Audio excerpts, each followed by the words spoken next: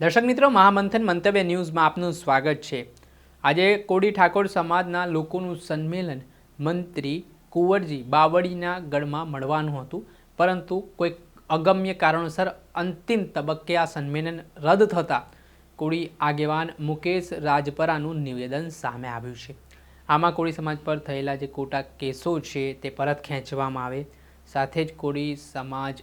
ને ઠાકોર સમાજનો જે નિગમ છે તે નિગમમાં 2000 કરોડની લોન આપવામાં આવે અને બોજો પદ્ધતિ છે તેને હળવી કરવામાં આવે, સાથે જે સમાજમાં અંધશ્રદ્ધા કુરિવાજો છે તે દૂર થાય તે મુદ્દે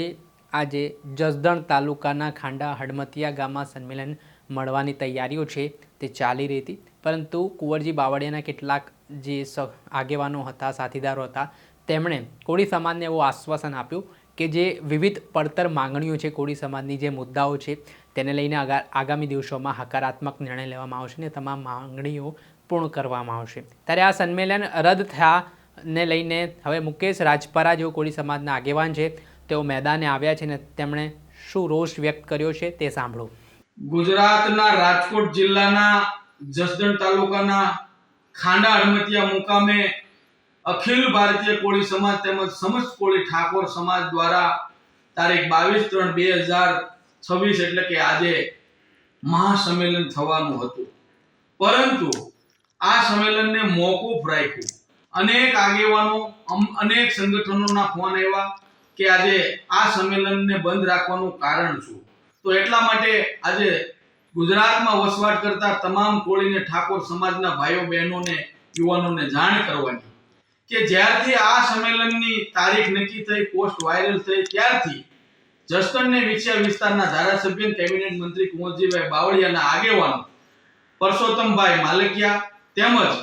અન્ય આગેવાનો દ્વારા એવી જાણ કરવામાં આવી કે આ સંમેલન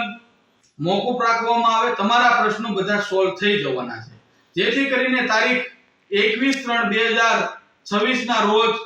ગઢડિયા જામ મુકામે સમસ્ત કોળી ઠાકોરના 10 થી 15 આગેવાનો કુંવરજીભાઈ બાવળિયાને મળ્યા। ત્યાં શંકરભાઈ વેગડ, પરસોત્તમભાઈ માલકિયા આગેવાનો હતા, તે તમામ લોકો આને મળ્યા ને વાટાઘાટો થઈ કે તમારી જે માંગ છે કે ગુજરાતની અંદર વસવાટ કરતા કોળી અને ઠાકોર સમાજના ખોટા પોલીસ કેસ પરત ખેંચવા, 2000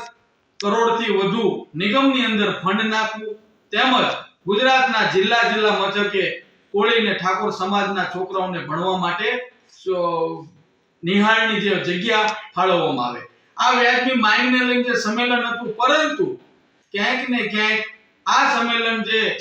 મોકૂફ રાખવા માટેનું એક જ કારણ કે કાલે સોમવારે ગાંધીનગર મુકામે તમારા આગેવાનોને મોકલો, ગૃહમંત્રી તેમજ મુખ્યમંત્રી શ્રીને કુંવરજીભાઈ બાવળિયા દ્વારા રજૂઆત કરીને તમારા મુદ્દા સોલ્વ થઈ જશે। આ બાબતે આ સંમેલન જોઈ મોકૂફ રાખવામાં આવ્યું છે, એટલે તમામ લોકોને જાણ કરવાની કે કાલે ગાંધીનગર મુકામે સવારે 11 કલાકે ગુજરાતભરમાં વસવાટ કરતા કોળી અને ઠાકોર સમાજના સંગઠનોના આગેવાનો ગાંધીનગર મુકામે 11 વાગે પહોંચી જાય। કાલે મુખ્યમંત્રી, ગૃહમંત્રી અને કુંવરજીભાઈ બાવળિયા દ્વારા આપણા પ્રશ્નોનું સોલ્વ થવાનું છે, જેથી કરીને તમામ આગેવાનોએ ત્યાં હાજર રહેવો વિનંતી। આપણે સાંભળ્યા કોળી ઠાકોર સમાજના આગેવાન મુકેશ રાજપરા, હાલ તેમનું